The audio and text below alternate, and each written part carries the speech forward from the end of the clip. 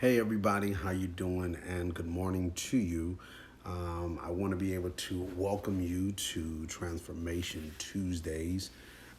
And today we're going to actually have a very small conversation.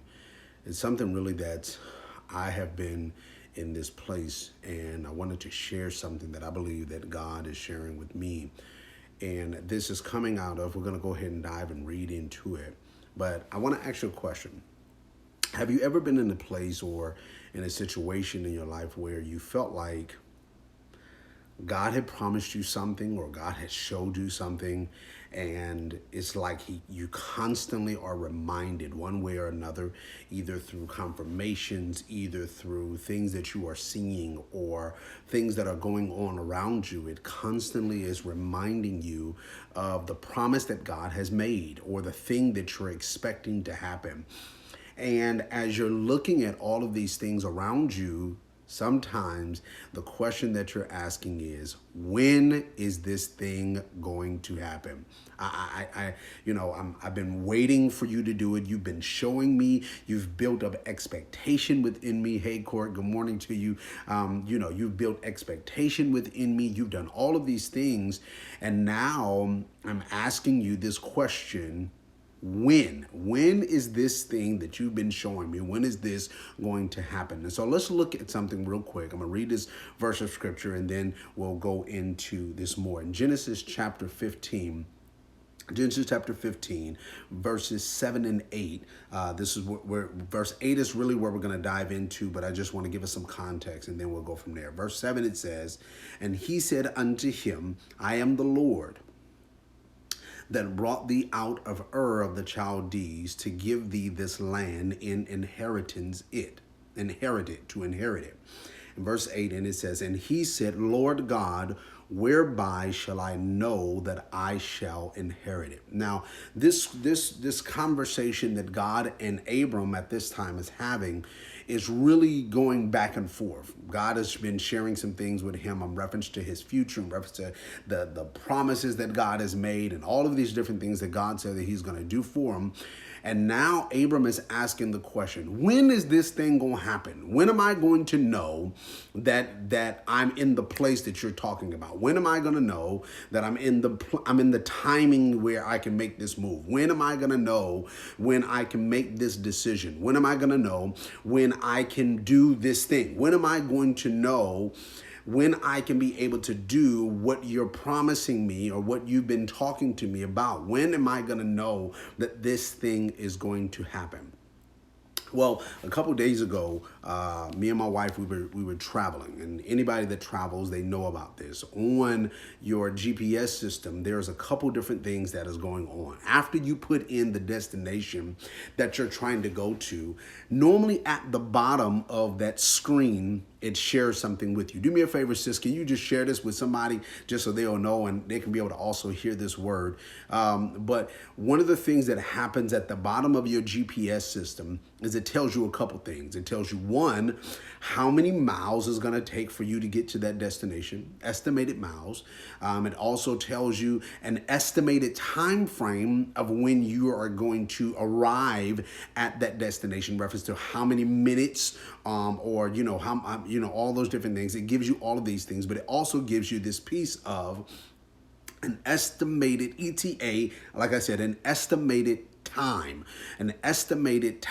of arrival. This is an estimated time of arrival. Now, we all know that sometimes that time of arrival changes, and one of the reasons why it changes is based upon the traffic. If you're traveling you're traveling in hard traffic or whatever is tight, the traffic is tight, it'll change and adjust the time of your estimated time. And so there's moments where we're going through in life and we're traveling, and God has given unto us the destination, and what we're trying to figure out, what we're trying to rely on is the ETA. We're trying to rely on the estimated time of arrival. God, when are you estimating that I am going to arrive at my destination? When are you estimating that I am going to receive the thing that you've been telling me about? When am I going to arrive at this place? I'm looking at the signs, I'm looking at the signs and I'm looking at the mileage church. I'm looking at all these different things, but it seems like for whatever purpose and reason, it seems like you continue to remind me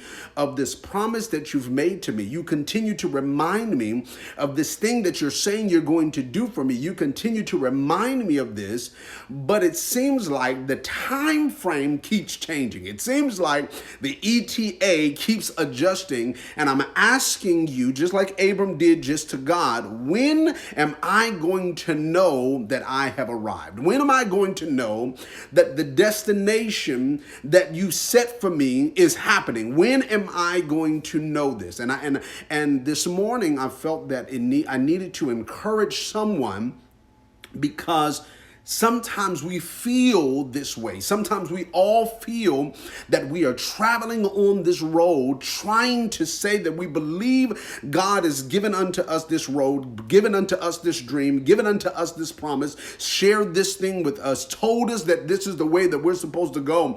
But we are trying to travel to get to a certain destination. And as we're trying to travel to get to this promise, to get to this thing that God told us to do, as we're trying to travel to get there, we're trying to understand, when will we arrive? Good morning to you. Bless you this morning. When will we arrive at the place that you promised me? And I know within me, there are things that God has promised me, and I know for sure. Sorry about that. It's not a question within my mind. I'm not second guessing if God can do, or if God will do, or if God promised me. I know for a surety that this is what God has promised me to do, and what God has said that he's going to do. The question at this point is, God, listen, I trust you, and I'm in the car with you, and we're driving together, but it seems like the ETA is changing, and I'm just trying to ask, even as a child would in the back seat, have we got there yet? Have we arrived at this place? When will I know that it's time? When will I know that this is truly what you promised me? And I love this because this is God's response. God's response to him, and I'm going to just say it without going too much, but God's response to him does not really answer the question. I'm going to just say it again. God's response to Abram's question does not actually answer the question. This is what it says in verses 9 and 10. It says, verse 9, it says, and he said unto him, take me an heifer of 3 years old, and a she-goat of 3 years old, and a ram of 3 years old, and a turtle dove, and a young pigeon. And he took unto him all these, and divided them in the midst, and laid each piece one against another. But the birds did not he take. He didn't take those. And when the fowls came down, and the carcass came to try to sit upon the carcass above Abram drove them away. Now hear this. And when the sun was going down, and the deep sleep fell upon Abram, lo, and a horror of great darkness fell upon him. And he said unto him, know of a surety that thy seed shall be a stranger in a land that is not theirs, and shall serve them, and shall be afflicted for them for. He starts to go through this whole thing of talking to him about his future. God starts now communicating about what the future is going to look like. Now, again, Abram said, when am I going to know that I've inherited the land? But God says, I'm not going to answer when. More so, what I'm going to do is I'm going to talk to you about there.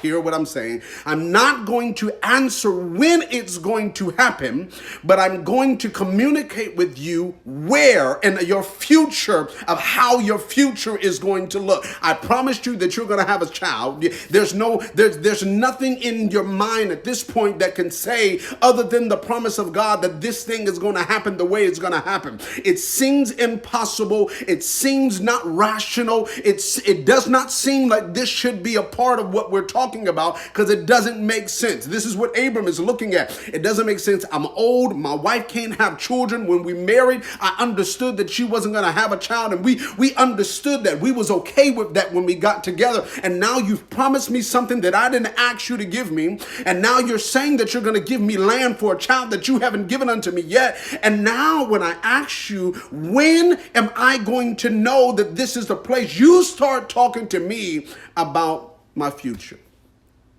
You start telling me the impact and the things that's going to happen to the seed that I have not received yet, to the child and the children and the grandchildren and the lineage that I'm going to have. You start talking to me about my lineage and you're not answering the question. Now, we'll probably do this next week, and I'll dive more into this next week in reference to this whole thing that God instructed him to be able to do. But what I wanted to encourage you with this morning is this, is listen to what God is really saying. I know that we have questions. I know that we're asking God, when is it going to happen? But what God is saying to all of us this morning is, don't worry about the when. Understand what I'm doing for the future. I want to say it again. Don't worry about the when, but I need you to understand what I'm doing for the future. He does not talk to him about the present. He communicates to him about the future. So don't worry about the when, because the when is going to happen. You are going to arrive at the place that I want you to arrive at. You're going to walk in what I said you're going to walk in. You're going to have what I said you're going to have. I promise you, because I never lied to you before. And he starts this conversation of, I've brought you out of things that you didn't even expect me to bring you out of. And so if I've done all those things and I'm a man that keeps my word, don't worry about if this is going to happen or when this thing is going to happen. Understand what I'm talking to you about now, as I need you to understand the future. I need you to understand really what you're preparing for. I need you to understand what's going to happen in the future. So that means I'm giving you opportunity and time right now to prepare for something you have not even received yet. I'm giving you an opportunity to know some insight and some wisdom before you before you get to the destination. I'm giving you insight now so you will be ready for what I'm going to do then. Because what I do for the future, you won't even be present for. Now, oh God, here we go. All right, what I'm about to do for the future, the things that God is talking to him about, is places where he's not even alive. At this point that God is communicating is things that he's not presently in. So what God is saying unto all of us is, what I'm really talking to you about is not your when, but it's about your future. And I'm talking to you about your future because I need you to prepare for your future, not worrying about when it's going to happen. I love you all. For all those that this has ministered to, and you know somebody that needs to hear this word of encouragement this morning, make sure that you share it, because what God is trying to get his people to start doing is not preparing for the now, but it's preparing for the future. Because there is going to be moments where the promise that he made to you is going to be too big for you to sit in. There's going to be moments where the things that God has promised you is going to outgrow you. There are going to be things that God has promised unto you is going to get to a point where you yourself is not going to be able to handle it. And so he's saying now, I'm trying to get you ready for your future while you're still worried about when it's going to happen. I love you all, and you have a blessed Tuesday. Talk to y'all later. Bye-bye.